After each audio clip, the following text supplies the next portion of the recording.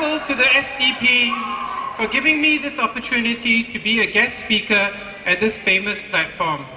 I'm speaking entirely in my personal capacity.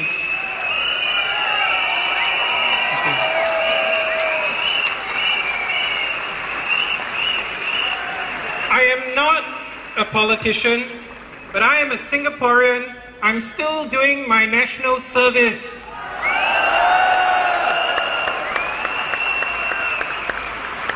Although I save some lives as part of my work, I have 2 SAF 100s sitting in my inbox. As a medical doctor, I come in contact with patients on a regular basis.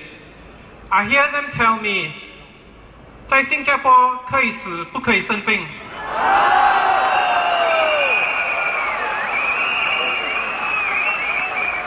You can afford to die, but you cannot get sick. I see people who have to sell their homes to move into rental flats to pay for their medical bills. Do you think this is right? No! They are Singaporeans, just like the health minister and his millionaire colleagues. If they need a bypass, they have to pay much more than $8 in cash.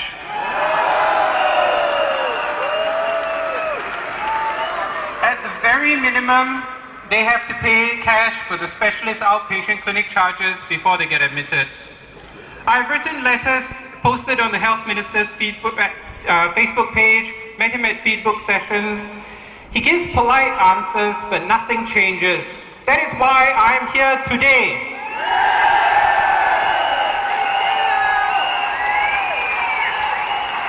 To ask you to help me to send him a message. I wanted to send him a simple message. Have a heart for Singaporeans who are sick. But now I realize the SDP has a stronger message. They want to send him to... That's right. Mr. Kaur is a good administrator. He was the CEO of NUH when I was a medical student, and he ran the hospital with a much smaller staff than any of the current hospitals. But he seems to have run out of ideas for Singapore's healthcare. It is good that he and his colleagues are starting to listen to the voice of the people, but it is too little, too late.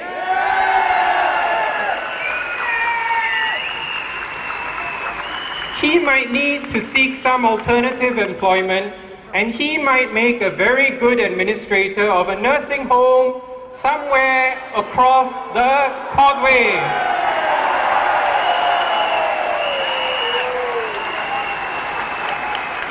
The problems with our healthcare system are known to you all.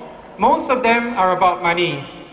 The major source of healthcare financing in Singapore is Medisave. Most patients in hospital are elderly. They have little in their Medisave accounts and depend on their children's Medisave. Fortunately for that generation, they had many children, so they could afford to pay for the Medisave bills for their parents. My generation is the stop-at-2 generation. We have even fewer children ourselves. When we get sick, who is going to be able to pay our hospital bills if we depend on Medisave, as our own Medisave is depleted for the previous generation? Medishield. Medishield is a compulsory health insurance program that every Singaporean has to pay into from the day you are born. Problem is, it excludes all congenital illness, it excludes psychiatric disorders which affect 5% of Singapore's population. It is the only national health insurance policy in the world that does cherry picking like that. Medifund is the endowment fund, and that is limited only to those who have sold their home and exhausted their children's Medisave, so very few people can actually use it. These problems, however, are more than just theoretical ones. They affect the lives of ordinary Singaporeans like you and like me. A patient of mine I saw this morning has an infection that caused him a stroke. He needs a medication that costs him more than $250 a day. there is no subsidy for this medication, but it is the only drug recommended in all the guidelines to treat his condition. If he doesn't take this medication, he might have another stroke and could even die. We appealed to the medical social worker. The social worker replied that he is unlikely to get help because he has one son who lives in a condo. He has 5 children who are not well off, but because he has one son who lives in a condo, he may not get financial assistance. I ask you, how many people do you know living in condos with their own families can afford $250 a day or $7,500 a month just for medical bills for their parents?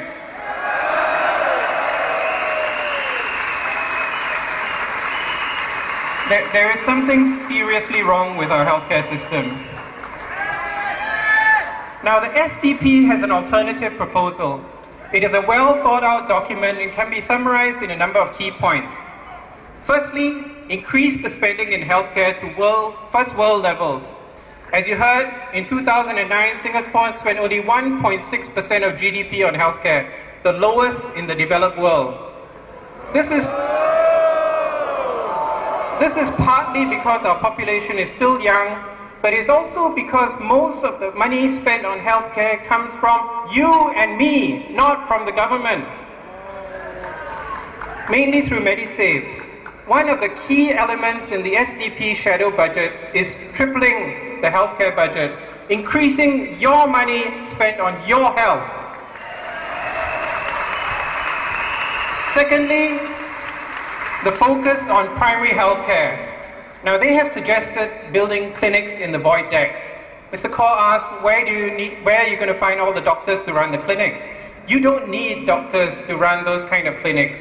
These can be run by nurse practitioners, physiotherapists, allied health, to bring responsive and cost-effective care to the people. Thirdly, reduce the pressure on public hospital healthcare workers by encouraging private GPs and specialists to go back and work there. John talked about this earlier. Singapore does not really have an overall shortage of doctors unless you are talking about 6.5 million people. It is more a problem of maldistribution. Public hospital staff are overworked and overstressed. Doctors and nurses in public hospitals are leaving en masse because of the work conditions. Once they leave, however, many GPs find that they have problems paying the rent demanded by HDB and other landlords. So they have to raise charges or do cosmetic procedures. These doctors should be back in the hospitals, working with our young doctors, and not depending on foreign medical staff who may not speak the local languages.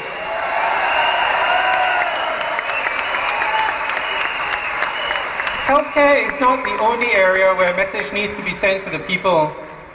We need to have compulsory education for disabled children.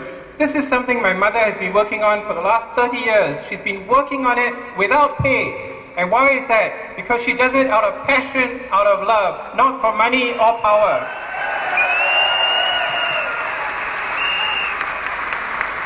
Compulsory education for disabled children ensures that every child is given a chance to develop to their fullest potential. It may cost money in the beginning, but in the long term, it's an investment. This is what the government doesn't understand. Tan Jise wants to invest in the people of Singapore. He just doesn't want to build up reserves in some bank somewhere.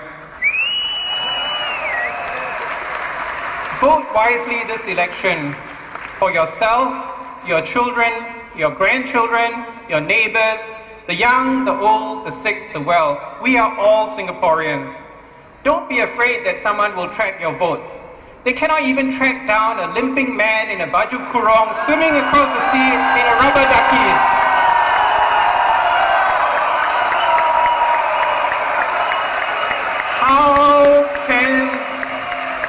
How can they track down the 1 million Singaporeans who will vote for the alternative parties on Saturday?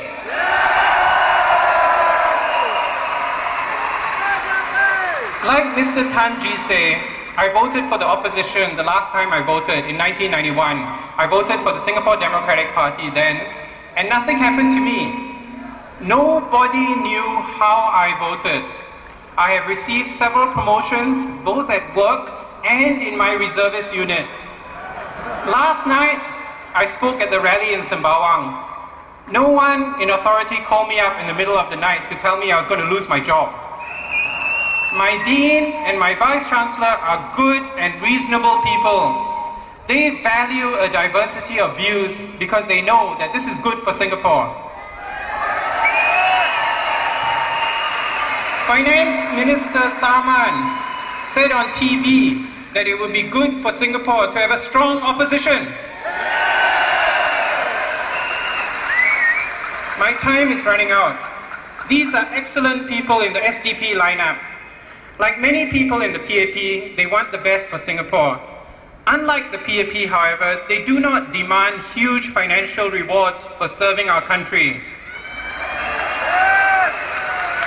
They also have a very different vision about how to achieve the best for Singapore. They do not want a top-down, we know better kind of approach, but it's all about you. 2 weeks of campaigning have made the government finally listen to the people. They have made unprecedented apologies and they have taken notice of the issues. Think what 5 years could do.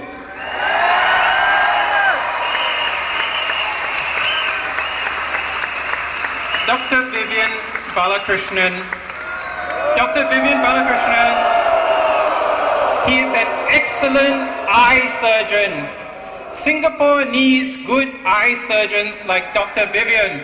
You can send him back to clinical practice with your vote.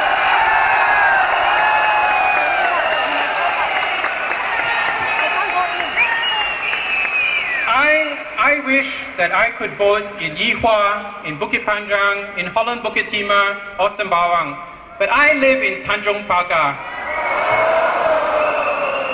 I was denied the right to vote by 35 seconds. That is the Singapore of today. It does not have to be the Singapore of tomorrow. The future is in your hands. Vote wisely. Thank you.